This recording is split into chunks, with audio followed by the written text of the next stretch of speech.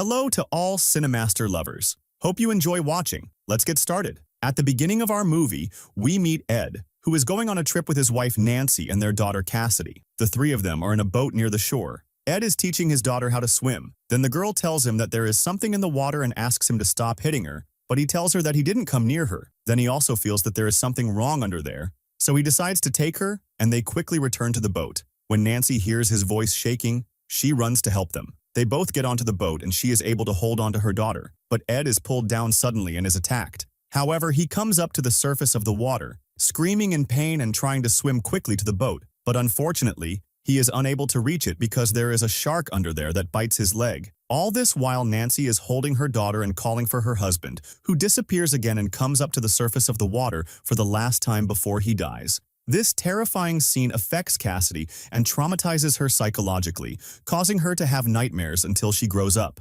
This period, in particular, is stressing her psychologically because she has returned to the same country where the accident happened, but this time she comes with her husband, Craig, who is the British Museum's representative, sent to search for an underwater treasure. Because he knows what happened to her father, he tells her that she can stay at the hotel if she wants, but she decides to go with him. However, it is clearly evident that the trip will be very difficult for her, and everything she sees makes her tense. She even sees a little girl in the middle of the crowd who looks like her when she was little. When they arrive, Craig introduces her to his friend Benz, who owns the boat that will take them to the treasure. They ask if it is okay for them to take two of his friends with them, and they agree. In the scene that follows, we meet Pierre and Sarah, who come to meet him and thank him for agreeing to go out with them on this trip. After everyone gets on the boat, Benz introduces them to his assistant Kai, and Benz tells them that he doesn't talk much. Then they move and walk on the same road where Cassidy lived the worst moments of her life. At this time, she keeps remembering the memories and also remembering her grandfather Seamus,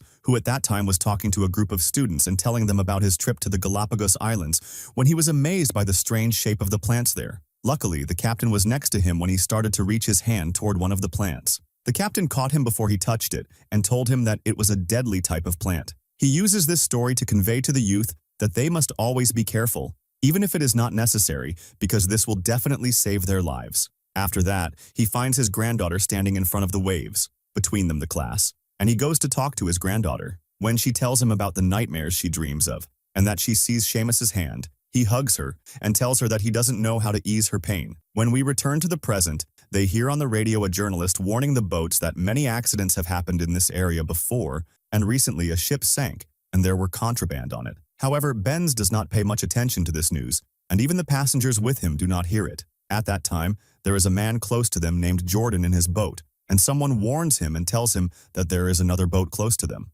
At that time, we see his men riding a felucca with weapons, and we know that they are searching for the sunken ship that had the drugs on it. Jordan is very patient when they see his boat, but he is not shaken when he sees them, and that is because he is also a criminal, and his gang has stronger weapons than them. Indeed, he and his gang finish off these dangerous pirates in seconds, and when they search their felucca, they throw the bodies into the sea before stealing the weapons. But what catches their attention among all of this is the tracking device, which they find wrapped in a plastic bag. On the other hand, Cassidy answers her grandfather when he calls her on a video call and tries to hide the tension she is in. Seamus tells her that he called to greet her before the network was cut off. Cassidy answers him and tells him that the network doesn't have to be cut off, but she realizes at the same moment that she was wrong, because the network actually cuts off before she says hello to him. Then Nancy goes to her father and tells him that her daughter is no longer a child, and that he needs to stop worrying about her. While they are on the boat, Cassidy gets worried when she sees Kai preparing diving equipment,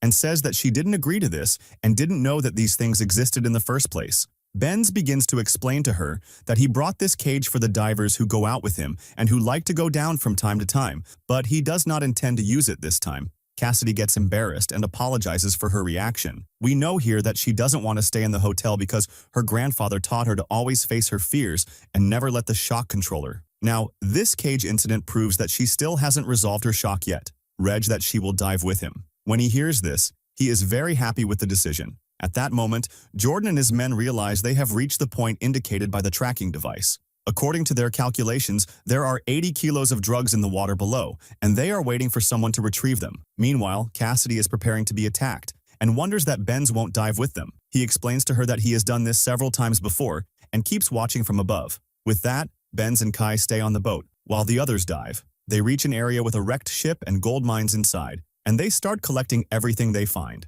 Sarah signals to Pier to take some pictures of her, and she begins posing in front of the ship. Suddenly, a huge shark appears, following Pier. Sarah trembles as soon as she sees it and signals to her husband. Pier finally notices, looks behind him, and is terrified. The two swim towards the ship, trying to hide from the shark, but their fear attracts its attention. The shark chases them and attempts to attack, but cannot reach them. Although terrified, they eventually leave their hiding spot and try to escape. The shark returns, bites Pier's arm, and tears it off. Pier's scream is so loud that it reaches Cassie, who is on the other side of the ship. As the ship is about to sink, they signal to the garage for help. Once they reach them, they help Sarah and Pier out of the water. However, the blood trail attracts the shark again. As soon as Sarah surfaces, she screams and tells Benz about the shark. Craig helps Pier onto the boat while the girls swim as fast as possible. When Craig sees the shark just a meter away from Cassidy, he jumps into the water to help her. He is also attacked but manages to escape at the last moment. Pier is in critical condition. Benz is shocked by the size of the shark, and Kai tells him this is normal in the area. Sarah watches her husband lose consciousness and realizes they have little time to save him. Kai points out another boat nearby, which appears to be better equipped. They approach it, hoping the captain will help them and get Pier to a hospital quickly. As they come closer, they discover the boat belongs to Jordan. Benz explains everything that happened and asks for help. Jordan introduces a man with a beard named Apache, along with Chucky and Chase. When they see Pier's condition, Jordan is shocked and mentions the presence of a great white shark in the area, whose migration pattern remains unknown. Jordan shows them a chain around his neck, claiming it symbolizes his bravery and bad memories with sharks. The girls don't understand how this relates to Pier's injury and urge Jordan to act quickly. It becomes clear Pier won't survive, and Jordan doubts they can reach help in time, especially with an approaching storm. When Benz and the garage insist on leaving, Jordan changes his tone and asks if they've seen anything strange in the sea. Garrick denies it, saying they have nothing to do with Jordan's activities and don't intend to interfere. Jordan grows suspicious and orders his men to throw everyone into the sea. When his divers fail to return, he considers using the cage on the boat to search for his merchandise without interference from the sharks. He offers the cage in exchange for leaving them alone. Jordan raises his gun, threatening to end it all. At that moment, Cassidy decides to enter and asks about the weight of the load, telling them that the cage can't bear the weight of these men. And aside from their weight, she has lived her life studying sharks and such, and for this reason, no one can carry out this mission faster or better than her now. When Apache hears this, he agrees with her, and Chase also says that he doesn't want to be eaten today. Jordan is playing hard to get, but he realizes that this is the best solution in front of him and tells Candace where the thing he's looking for is. Since he doesn't have a radio, he tells Candace that he will pull it out in exactly 45 minutes. Then Cassidy puts on her diving suit and goes down in the cage, and Jordan tells them to lower her even further. As she descends, she remembers her grandfather's words about courage and keeps going down deeper, but as soon as the cage reaches the ground, a shark appears in front of her, and a second shark quickly arrives. The two begin circling around Cassidy, so she waits until they get tired and swim away, and only when they move off does she begin her task. Meanwhile, on the boat, Craig secretly gives Kai the gold coins he found, and Bat asks him to hide them. Suddenly, Tassin screams and points toward the water, alerting everyone to the sharks, and everyone is shocked by their massive size. Despite this, Jordan refuses to stop the mission and insists that Cassidy will return when she finds what he needs. Craig, furious at Jordan's indifference, calls him selfish, and Jordan calmly admits he's right and a despicable example. At that time, Cassidy begins tying the rope to Jordan's item, carefully checking her surroundings to make sure the sharks are far away, but she doesn't notice them sneaking back until they are right in front of her. Knowing the risk of returning empty-handed, she ties the rope to the heavy load without sudden movements and starts slowly pushing it. Just as she finishes, one of the sharks spots her and quickly approaches, but Cassidy manages to get back into the cage and shut the door a second before the shark reaches her. The men on the boat feel the impact as the sharks slam into the cage, and Frick tricks Jordan into thinking enough time has passed and convinces him to lift the cage. Jordan agrees and reels it in while the sharks continue circling below. One of the sharks snaps the rope, causing one of the bags to fall into the water. As the cage emerges, Cassidy screams hysterically, warning them about the sharks and the fallen bag. Sun hesitates to go after the missing bag, and Cassidy insists the rope broke and the goods scattered, trying to convince Jordan there's no point in going back down. As Jordan starts to lose his temper, they suddenly hear Chosen scream. When they see him being attacked, the men rush to help him, and in the chaos, Frick tries to grab Jordan's gun, but slips and falls into the water. Jordan fires in his direction, but the bullets miss their target. Cassie is terrified to see her husband in the water, especially with blood surrounding the cage. Jordan orders Chucky to jump in and retrieve Chase, but as soon as he does, the shark attacks him. Jordan loses not only 2 men, but also all his merchandise. At this point, Kai gives Cassidy the gold coins, and Sarah tries to comfort her. Jordan becomes angry, points his gun at the girls and threatens to kill them. Cassie shows him the gold coins and reveals the real reason behind their trip, attempting to strike a new deal with him. Dunn is surprised when he discovers that the men found treasure and returned to the boat with 2 coins, but Sarah angrily responds, thinking about her husband's arm being cut off, which she believes is the reason they returned. Later, we find out that Craig is still alive and selling items until he comes across the boat in the desert. When Sarah sees Pierre's body being thrown into the sea, she breaks down and calls Jordan a monster. Bay then decides she will also take the treasure hidden below. Despite Cassidy being injured and Sarah not in a good psychological state, the two agree to the plan. Returning to Craig, we see he manages to reach the boat, but Bella is on the gang's radio, and no one responds. Meanwhile, Cassidy begins to suspect that Jordan hasn't told them the truth. She confronts him and demands he be honest, suspecting he's doing all of this just for the money. Fjord Dunn, struggling from a fight with his hostage, reveals he was in the United States Navy before being arrested and expelled. One of his men interrupts to inform him that the Coast Guard is approaching. Jordan warns her that if she tries anything, he will kill Benz and Sarah immediately. When the guards arrive, he pretends to be Sarah's lover, claiming they are on a trip with friends.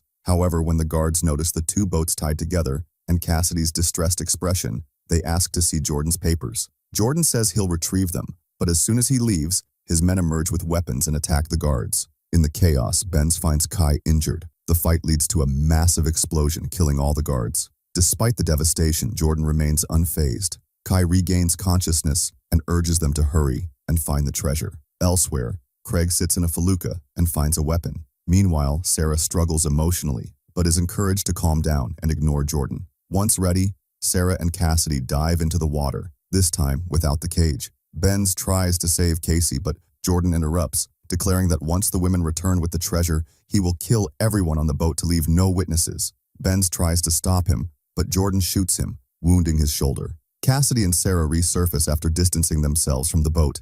Cassidy tries to comfort Sarah. On the other side, Jordan orders Apache to go after Benz, but Benz strikes him with a spear. Causing him to fall into the water, where sharks devour him. Sarah, terrified, decides to escape the gang and swim to shore, ignoring Cassidy's advice. Back with the others, Jordan manages to drown Benz and fires another shot, telling him the captain must sink with his ship.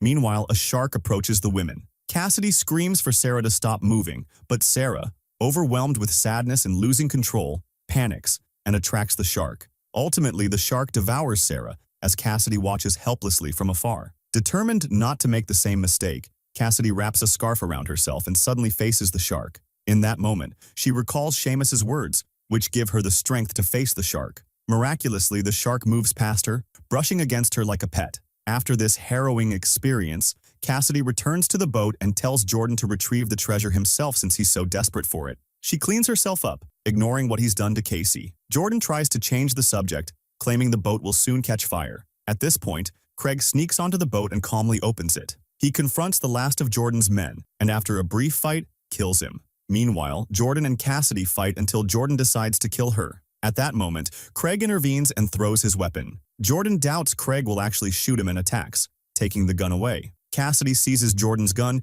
and shoots her husband with it. Cornered, Jordan tries to plead, but Cassidy, fed up, shoots him again. His body falls into the water, where sharks quickly finish him off. Craig and Cassidy discover that Benz is still alive and leave the horrific scene behind. On their way, Craig admits he's now traumatized and asks Cassidy to stay away from boats in the sea for a long time. 2 weeks later, Cassidy visits her grandfather and tells him that, after everything, she is finally okay. And thus, the events of our story conclude. If you liked the video, subscribe to the channel and activate the notification button so you never miss an updates.